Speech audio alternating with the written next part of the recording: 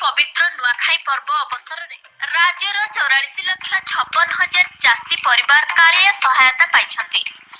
मान्यवर मुख्यमंत्री श्री नवीन Patnaik video conference जरिए आयोजित एक कार्यक्रम में सहायता प्रदान कर रबी फसल सहायता दि जाइए।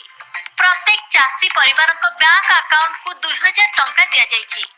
एथिरे 43,88,000 क्षुद्र और नाममात्र चाषी थिबा बेले 68,750 जन भूमिहीन चाषी परिवार अछंती। एही अवसर रे आयोजित कार्यक्रम रे मुख्यमंत्री समस्त को नुआखाईर शुभेच्छा जणाई कहले जे चाषी आमर गौरव। राज्य रे चाषी परिवार सम्मानर सह स्वाभिमानर सह बंचु बोली से चाहती। विकासर सुफल रे चाषी सामिल हेउ बोली से कहचंती। आज पर्यंत कालिया योजना रे राज्यर चाषी भाई भौणी मानकु 12,500 कोटी टंकार सहायता दिया जायछि। कालिया सहायता पाउथबा चाषी मानक पिल्ला मानकु राज्य सरकार कालिया स्कॉलरशिप देउछथि।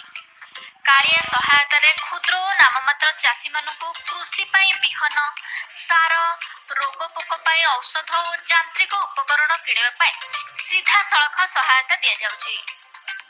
एहा द्वारा सेमाने ऋणग्रस्त हेबार संभावना रहउनाय। ब्यूरो रिपोर्ट बीसी बिजनेस ओडिशा न्यूज।